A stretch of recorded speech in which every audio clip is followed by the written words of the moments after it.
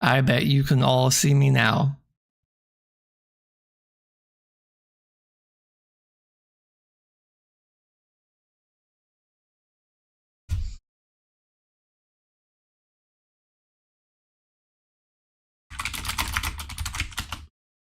Hey, sorry about that. I am 10 minutes late because we did not go live.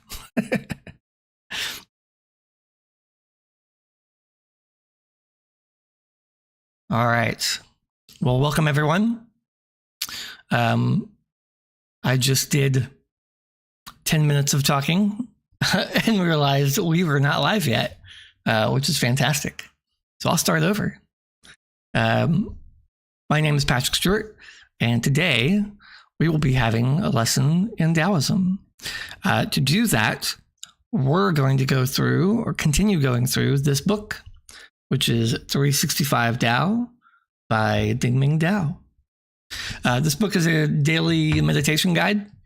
Every day, you're supposed to read one chapter and then think about it, study about it, and take that day to just contemplate what you learned. And then the next day, you go through the next one. So for those who may not know, Taoism is a 2,500-year-old ancient Chinese religion, philosophy for the Westerners.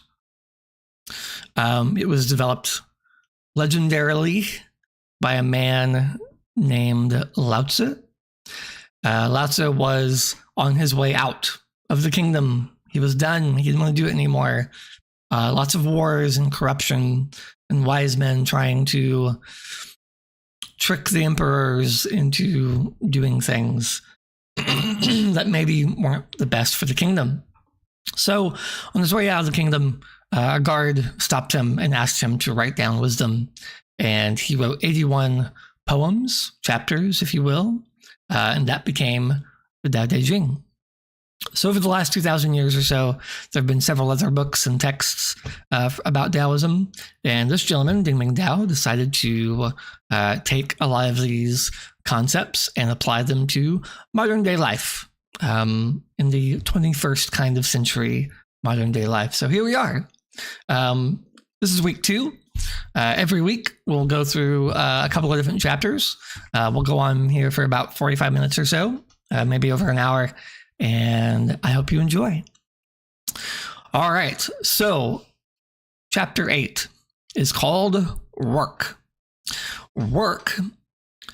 The woodcutter works in all seasons. Splitting wood is both action and inaction. When it is snowy, the woodcutter must split wood. Unless he does, he and his family will not stay warm, and those who depend on him will not survive. But the woodcutter does not work simply on a piecemeal basis. He labors in concert with the seasons. He works hard to store wood prior to the first cold, so that he would have the luxury of merely splitting kindling now. His work seems slight in one season because he was industrious in the previous one. When he splits wood, he must place the log on the block and raise his axe. But he must strike the wood with the grain, and he must let the axe fall with its own weight. If he tries to chop across the grain, his effort would be wasted. If he tries to add strength to the swing of the axe, there would be no gain. Like the woodcutter, we can all benefit from working according to seasonal circumstances. Whether it is the time or the method, true labor is half initiative and half knowing how to let things proceed on their own. So this chapter brings up a concept called Wu Wei. Wu Wei is a Chinese term. It's spelled, in English, it's spelled W-U space W-E-I. I prefer the translation of effortless action. A lot of times you'll see it translated as inaction or no action. Now, that other translation brings up a lot of problems because you get questions like, well, what if someone attacks me? Am I just supposed to sit there? Am I just supposed to be like, man, that's the course of nature. Whatever happens, happens. Come and steal all my stuff. Well, no, it's not quite the correct interpretation. What it means is performing an action, but effortlessly. So in this example, we take a woodcutter. I don't know if any of you have ever chopped wood before with an axe, but it is very difficult if you don't know what you're doing. In fact, it's rather painful. Your shoulders will hurt, your arms will hurt, your hands will hurt. If you don't cut with the grain, the axe won't chop. If you put too much power in it, then you're just wasting energy. When you do it correctly and when you're skilled at it, it feels almost as if the weight of the axe is doing all the work for you in conjunction with the blade, with the grain of the wood, with your speed. It's all very effortless. As long as you go with that natural kind of task, right? You just let that axe do its job and you're just there to swing it. But the axe, that's doing the cutting. Here at the end, you'll notice it says, like the woodcutter, we can all benefit from working according to seasonal circumstances. So sometimes we need to work very little. And if we work more than that, it's wasted energy. It's energy that's not going towards accomplishing your goal. If you're in other seasons, you need to work and put in a lot of effort. Now, the fruits of that labor may not appear then. It may appear later. Like, again, going back to the woodcutter, he has to plant his trees and work very hard to grow these trees and raise them in the spring to get them to be healthy so that when he goes to chop them down, he can effortlessly have healthy trees that he can chop up into wood. And again, going back to that effortless action, wu wei, that doesn't mean you do nothing, right? That means all that you do comes very naturally, comes very effortlessly. Another example I always use is Michael Jordan. He was interviewed a long time ago when he was winning championships left and right. They asked him, well, how do you do these things? Like, how do you keep hitting these game-winning shots? Like, how do you keep scoring all these points, right? You just seem to be so much better than everyone, and it just doesn't even look like you're trying. And he said he didn't know. He just did. He was, quote, in the zone, right? We hear that term a lot, especially growing up here in the United States. And I'm in Texas, so sports are a big part of how we're raised, unfortunately, here. But yeah, you can reach a mental state where even though Michael Jordan was the greatest basketball maybe of all time, or especially of that age, it just seemed like it flowed out of him naturally. I've seen studies done on sharpshooters and archers that when they're getting their gun ready or their bow and arrow ready, they have all these diodes hooked up and maybe they're nervous and their heart's beating and their breath is, really going. And they take aim, everything slows down. Their heart rate slows, their breathing slows, their concentration goes up. And when they release, then everything returns back to normal. So for that brief moment, they had reached that that state of Wu Wei. And we can all do that. We can all live in that moment. And according to Taoists, you can live your whole life that way. Not at the beginning. It's something that I obviously have not ever come close to. But I think we can all learn to do effortless action in some way, shape, or form, whatever it is, whether it's doing dishes, or it's sweeping the floor, or it's drawing, or reading, or taking a walk, or sitting still and meditating. You can find an action that you are performing that comes so effortlessly that it doesn't feel like you're doing anything. And that is Wu Wei. That is the kind of Wu Wei that you and I can experience every day. All right. Moving on. Chapter 9. Optimism. Clearing blue sky, a promise in bare branches. In winter, there are sunny days. In adulthood, childhood can return. In winter, all things appear dead or dormant. The rain and snow seem incessant, the nights long. Then, one day, the sky clears to a brilliant blue. The air warms. The mist rises from the earth, and the perfume of water, clay, and moss drifts through the air. Gardeners are seen preparing new stock, though they are only bare branches and a gray root ball. The people are optimistic. They know that there will be an end to the cold. In adulthood, we often see responsibilities as something dreadful. Why should we dig the ground when the weather is disagreeable? We see activities only as obligations. We strain against our fate, but there is joy to working in harmony with the proper time. When we do things at just the right occasion, and those efforts bear fruit later, the gratification is tremendous. There was an old man who began an orchard upon his retirement, and everybody laughed at him. Why plant trees? They told him that he would never live to see a mature crop.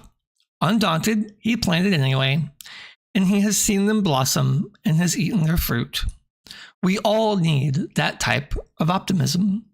That is the innocence and hope of childhood. So in the Tao Te Ching, there are a couple of verses that talk about childhood and wanting to find or return to or childlike state. Now, this is tricky. Again, it leads to interesting questions like, well, am I just supposed to give up everything? Am I just supposed to, leave my family and my job and be like a kid where I just don't have any responsibilities and I just I just eat trash everywhere and do you really want me to be a kid? Because I have those that live with me, and I probably don't want to go back to that. Right? And if you've ever taken care of children, you definitely know what I'm talking about. But nope, that's not what they're talking about here. The innocence and hope of childhood is the key phrase there at the end. So again, just like in chapter 8, we see the need to follow certain paths at certain times, right? That we need to be open to these changes, just like a child is open to the direction of their parents, their teachers, right? They do what they are told for the most part. As an adult, we lose that sense of innocence, right? We lose to be accepting of new ideas. A child is very accepting of new ideas because they don't have that life experience to counteract the opinion that is being told to them. In fact, there's this great study that's done every 4 years in the United States. Whenever it's the presidential election, they ask children who they think is going to win the presidential election. And these are usually very young children. Typically, they correctly predict the winner. I think almost every year, except for maybe like once or twice over the last 40 years, they have correctly predicted the president or who's going to win, because they are accepting and influenced by the opinion of their parents. They are innocent. So too are we supposed to be as adults, even when things don't go our way. Right here in chapter 9, it talks about the weather being disagreeable. When it's cold and harsh, the people knew that one day the cold would go away and it would be spring again. So too are we to be hopeful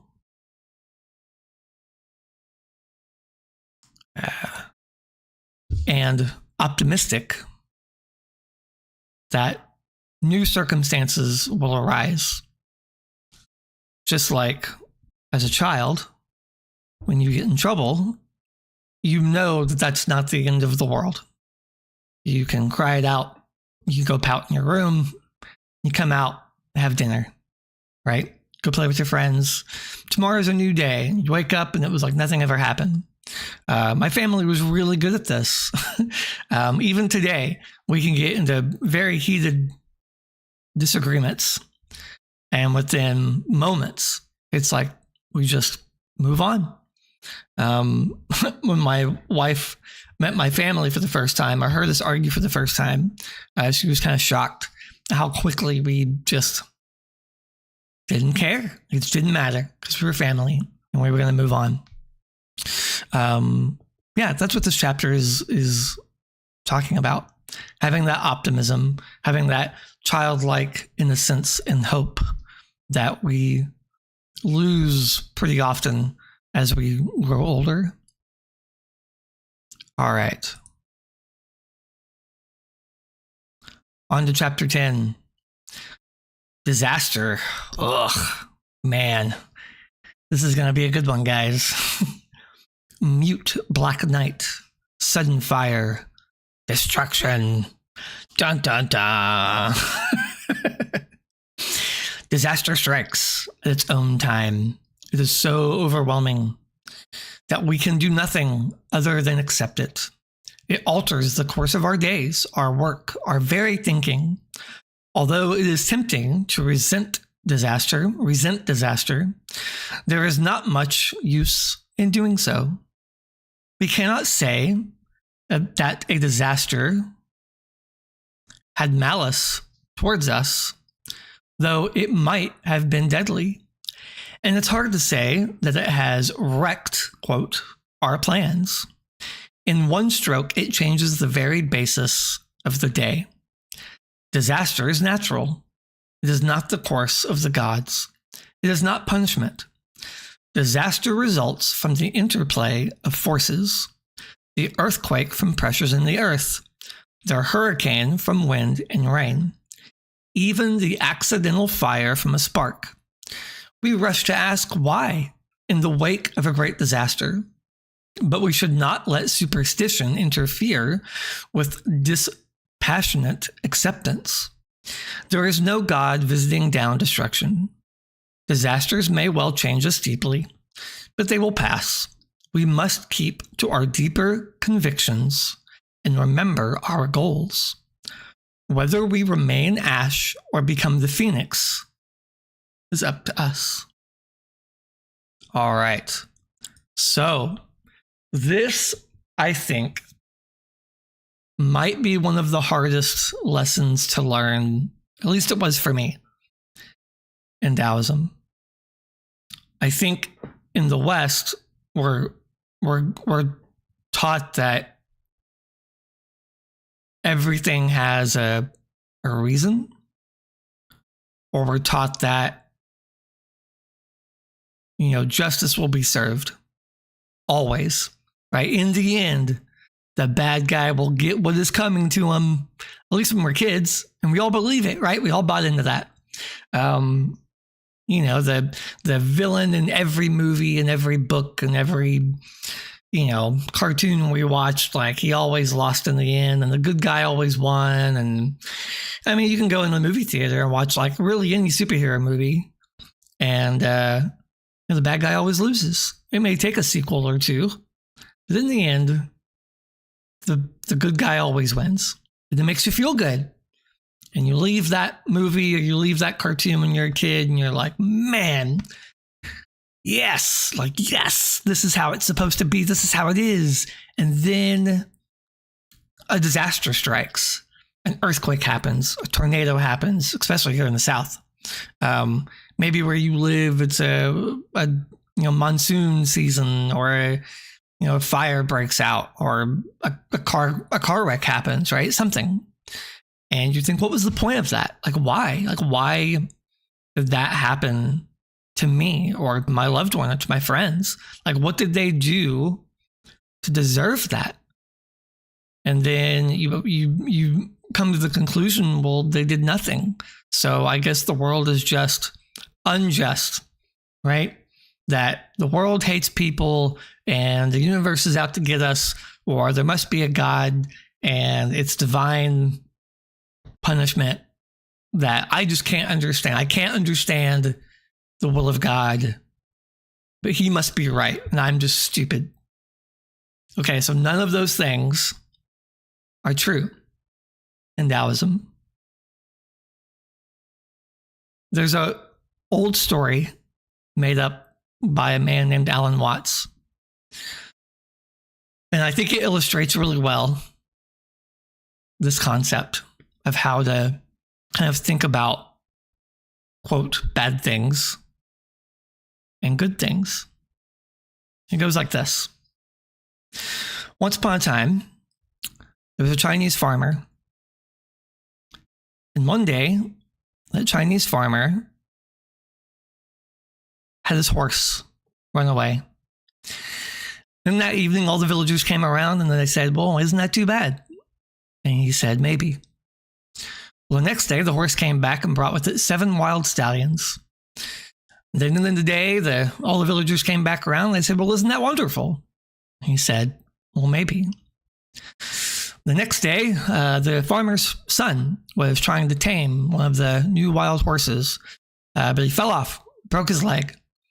And the villagers came around and they said, well, isn't that too bad? The farmer said, maybe. Well, the next day, the conscription officers from the military came around and trying to conscript all able-bodied young men to go fight a war. And of course, since the son had a broken leg, he couldn't fight. So the conscription officers let him be and moved on. At the end of the day, all the villagers came around. They said, oh my gosh, that's so amazing. That's how wonderful is that he didn't have to go fight in the war. And the farmer said, well, maybe. So the story is great at illustrating that you cannot define any one action as good or bad actions. They are simply effects. They are reactions to different circumstances. You cannot predict how anything that happens to you or somebody else will affect anything else. And here's another example. Right now, we believe the universe began in the Big Bang, right? About 14 billion years ago. Which means for 14 billion years, cosmic events have been in motion. Dust, gravity, heat, speed of light, black holes, stars forming, collapsing, exploding, forming new planets, forming new stars. Those explode, those collapse.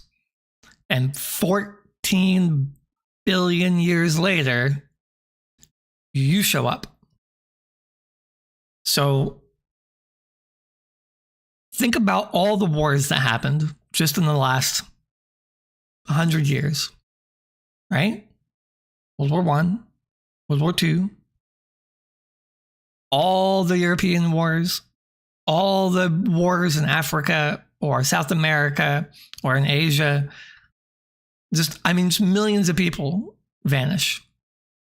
But somehow, even though all those bad, quote unquote, bad things happen, you show up at the moment you do. I mean, is it a tragedy? Yes, obviously, of course it is. But who knows if you'd be here or not, right? Who knows if you'd be here if some comet or asteroid hadn't smacked into the Earth 65 million years ago and wiped out the dominant species on the planet.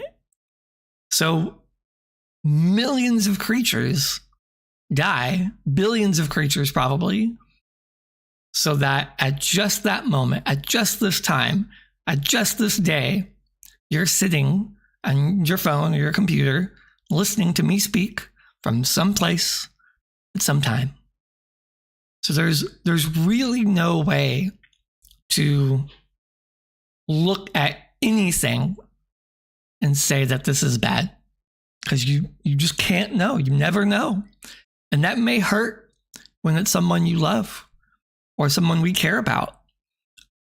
It feels counterintuitive, especially in the moment. But telling yourself that you caused this, that they deserved this, or that, some sort of cosmic wrong or right is happening is folly. It's folly. It's just, it'll drive you crazy. It really, really will. All right. Chapter 11.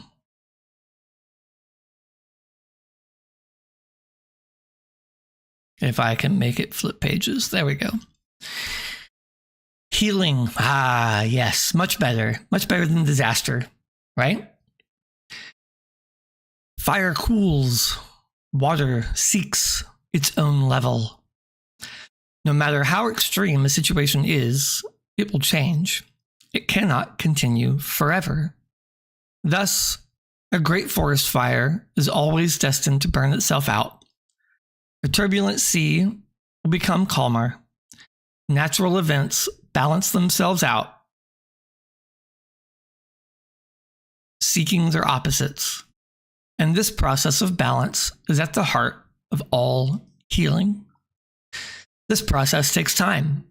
If an event is not great, the balancing required is slight. If it is monstrous, then it may take days, years, or even lifetimes for things to return to an even keel.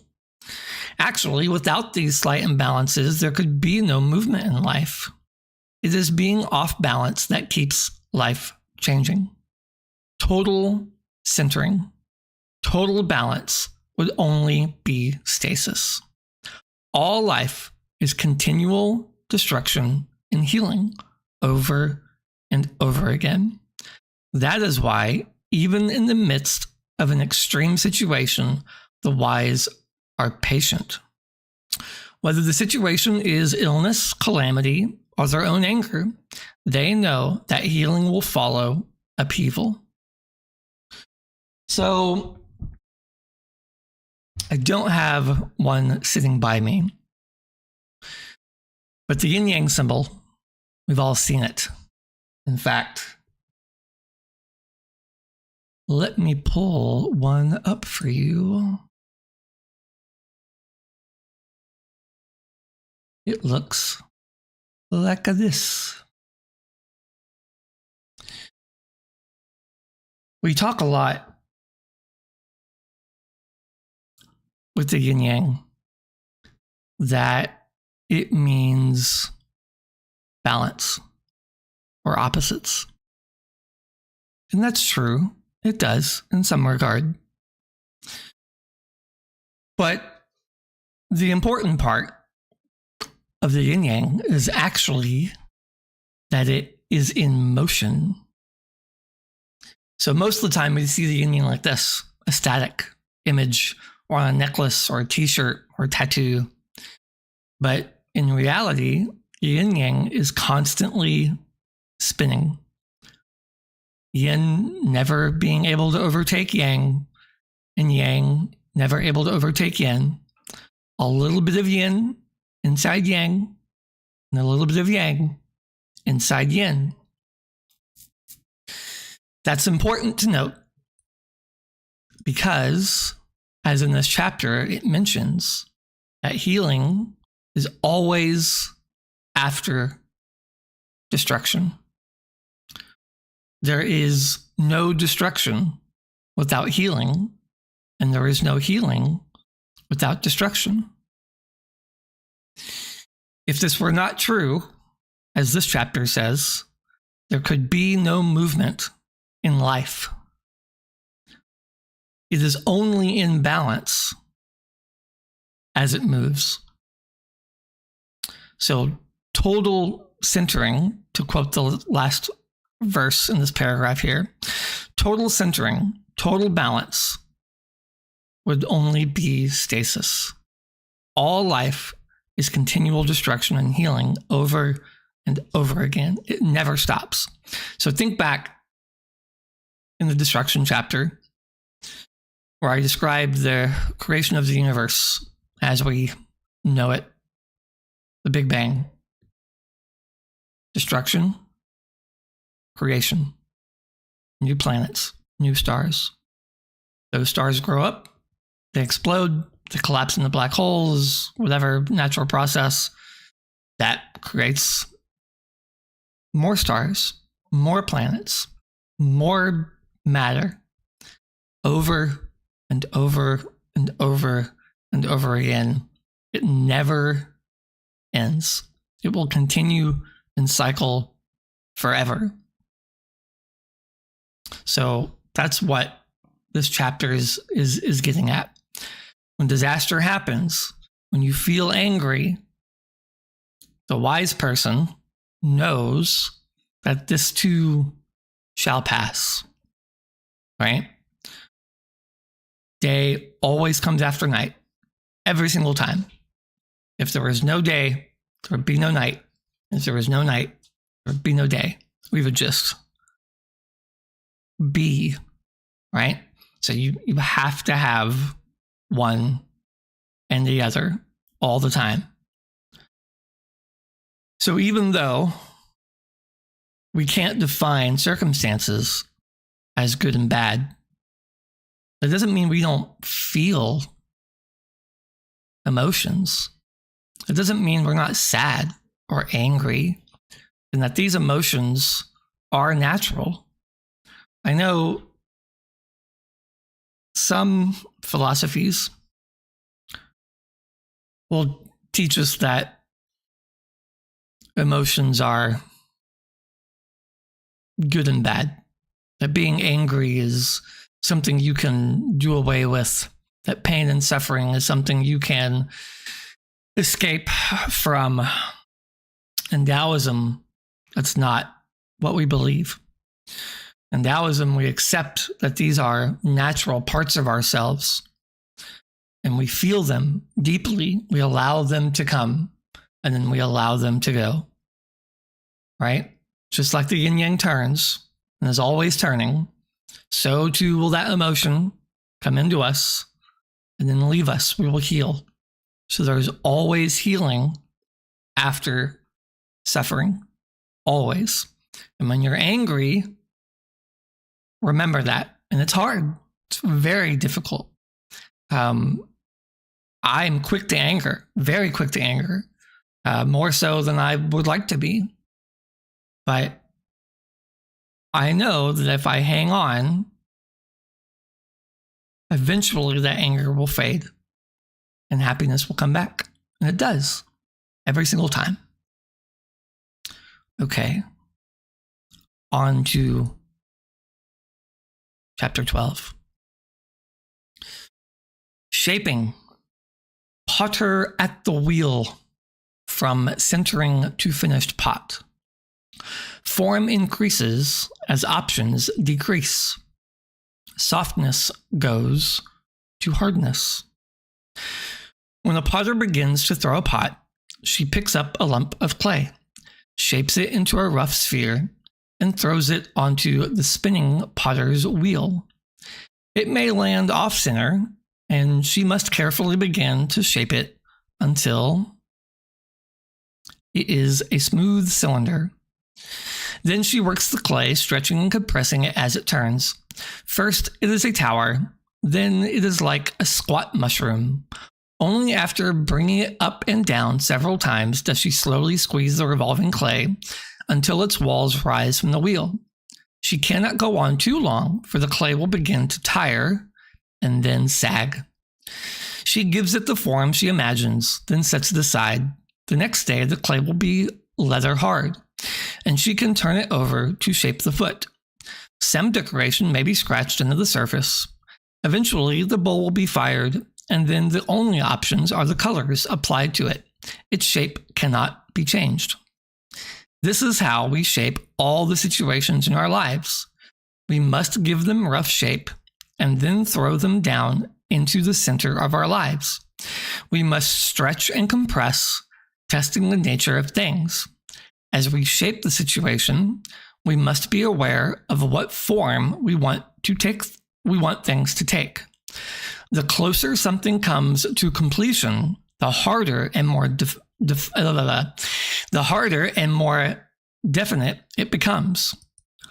Our options become fewer until the full impact of our creation is all that there is. Beauty or ugliness, utility or failure, comes from the process of shaping. All right. You know what I'm reminded of by this chapter? I'm reminded of school projects in groups. You ever done a group project before? I hate group projects. I did not like them. My kids seem not to like them either, because it always feels like you're the only one doing anything, right? Like I was that kid. Like I was the one who, we got into a group of 4 and I was like, okay, here's what we can do. And then if someone needed to do a task that was, really geared towards one person, I was that kid. And I would go and do this hard task, and I'd stay up all night doing this thing. And I'd come back and everyone would be like, yeah, it's not as good as I thought it was going to be. I'm like, well, you didn't do it. I did it. Why? Why didn't you volunteer then? That's what this reminds me of. As time goes by, when a situation arises, it's harder to change, isn't it? When things are new, when things are taken care of soon, then they're easier to change if something unexpectedly happens. And that's always the case, right? Nothing ever really goes to plan. So by not procrastinating, if it will, when those unfortunate or unexpected things arise, you can divert course. Think of it like, did you ever build those examples of like a river when you were a kid in like science class? So you'd have like an inclined plane, had some sides on it, and like you had to pour water from like the top of the slide, like down to the bottom of the slide. Do you remember that? And then like, it would leak because like you didn't put the sides on right, or like you made it out of paper, and you have to like quickly go over there and like, like put tape on it or something.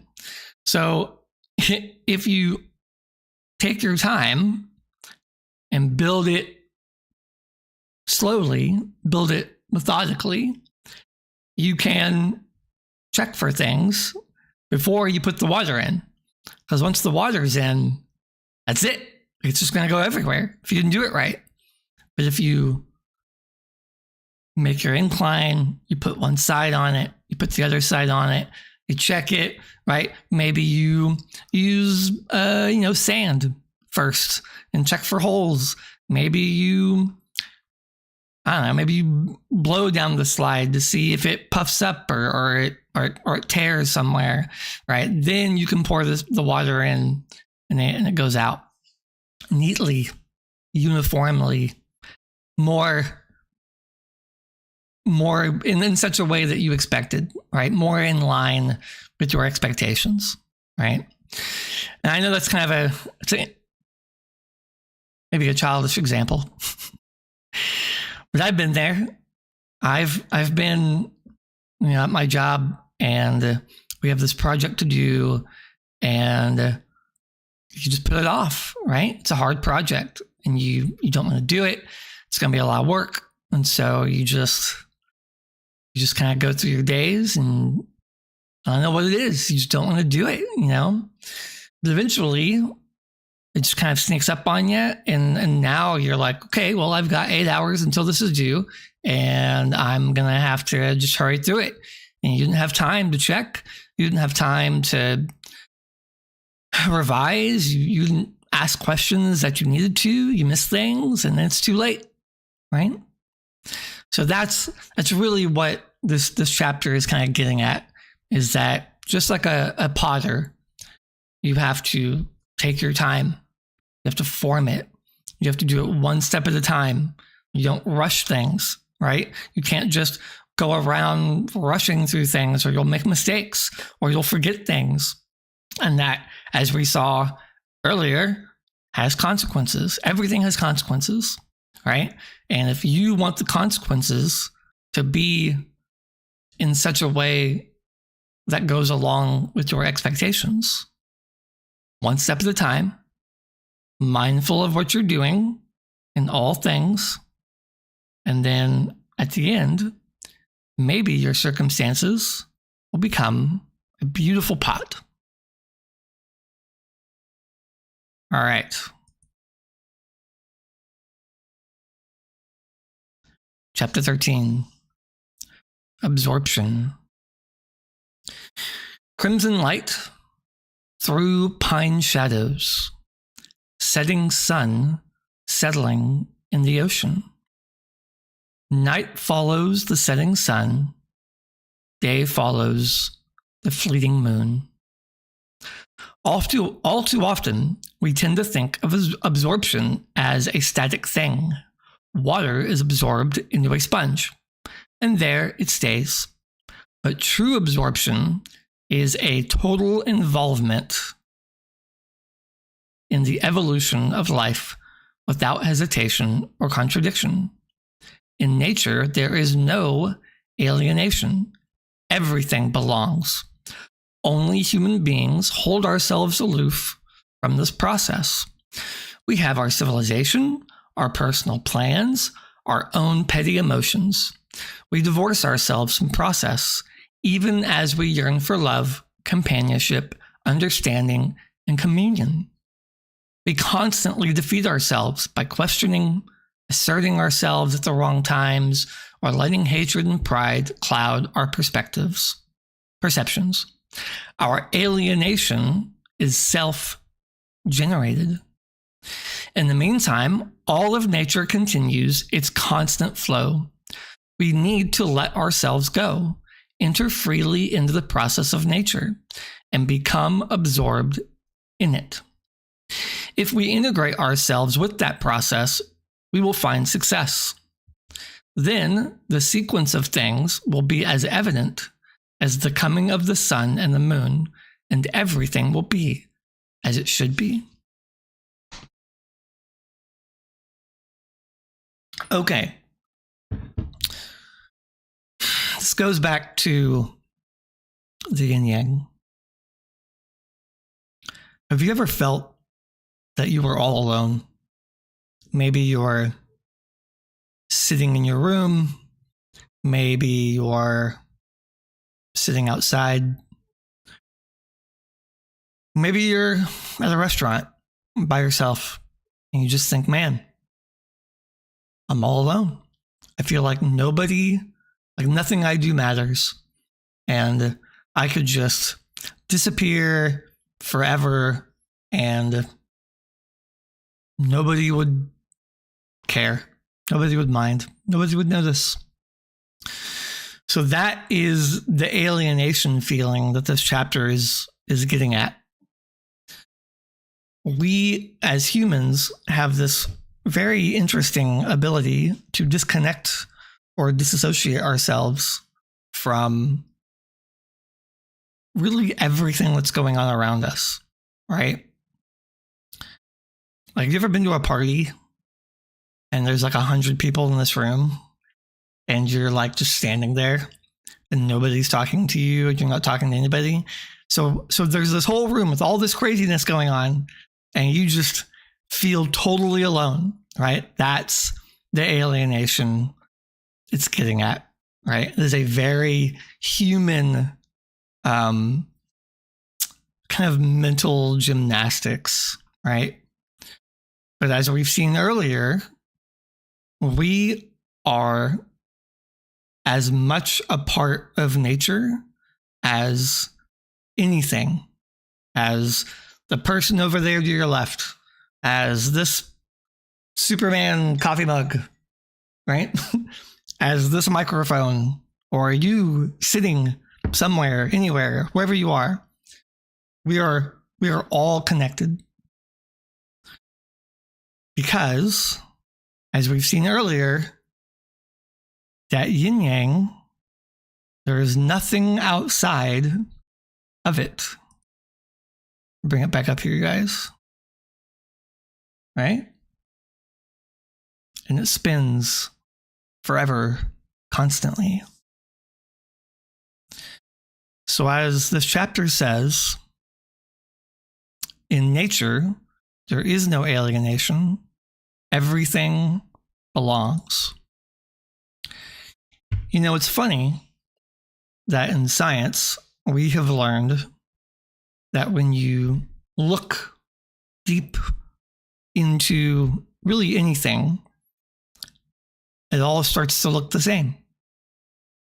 One atom, a nucleus, an electron, they're on everything. So at the atomic level, they're, besides maybe the number of electrons, the number of protons, they're all protons. They're all electrons and quarks and everything inside there. It's eerily similar, right?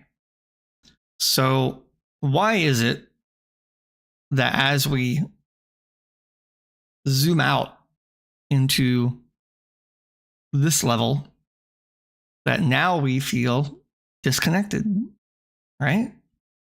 Like I can touch this cup, right? I am not this cup. This cup did not absorb me. I did not absorb this cup. But at a smaller level, I did, right? Like I can sit here and rub the edge of this cup and remove this cup. And some of those atoms are now here. So I know that's a small example, but it's important to remember that we are all connected. We are all breathing the same air. The air molecules that I breathe out, the carbon dioxide, will float into the air, could be absorbed by a tree, which eats it, puts out oxygen. Maybe you breathe in that oxygen. Maybe a gust of wind picks it up and carries it far, far away. And maybe a tree by you or a plant by you, and then you breathe it. right? These are not scientific impossibilities, however unlikely or small the chances may be. When I am dead, my body will go probably into the ground, into the soil, and that soil will continue to grow, will provide nutrients for animals, plants, and those plants and animals will go on to provide nutrients for somebody else, just as the food that I have eaten, as kind of macabre as it may sound, there is probably maybe some form of human energy left from somebody else. You never know, right? It's only at this level, this quick time we're alive, that we feel that we can trick ourselves into thinking we are disconnected. But the truth is that's far from the truth, right? We are in one process that always turns over, right? We cannot disconnect ourselves from it. We cannot reject it. It is who we are. This is who we all are. And that connects us. So the next time you're sitting in your room or wherever, and you feel that loneliness start to set in, don't. Try and remind yourself that we are all connected in a very real sense, not spiritual, not metaphysical, in a physical, scientifically accurate sense. We are all connected forever. We always will be. All right, we're going to do one more. Positioning. You know what? We're not going to do one more. We will do positioning next week.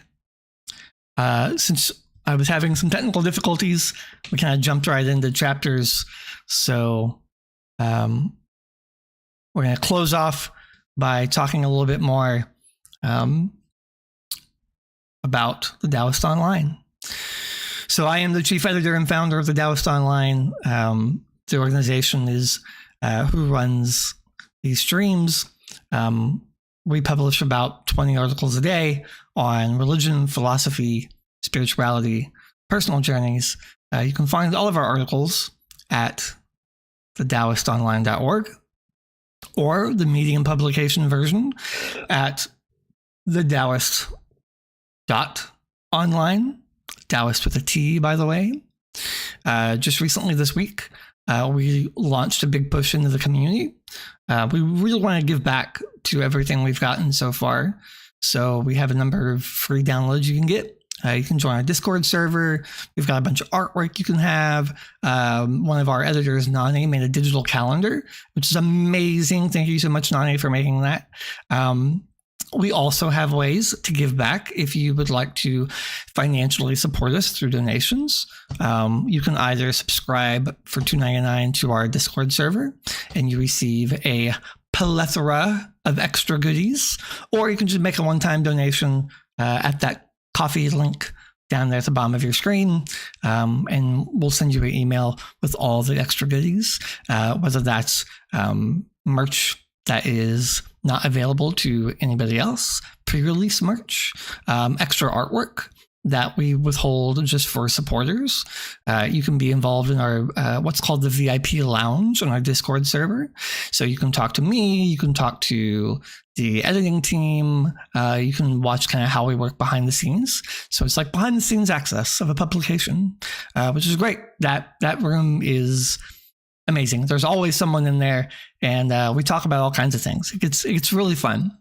So I hope that you stop by the website, thedaoistonline.org, and if you could, please make a donation. We'd really appreciate it. All the money in the donations goes back to our editing team and our writers in the form of tips. Cool. All right. Well, I appreciate you guys stopping by this week. I'll be here next week, as every Sunday at 10 a.m. Central Time, hopefully on time next time with no forgetting of pushing buttons. And And I'll see you guys next time. Thank you very much. Bye.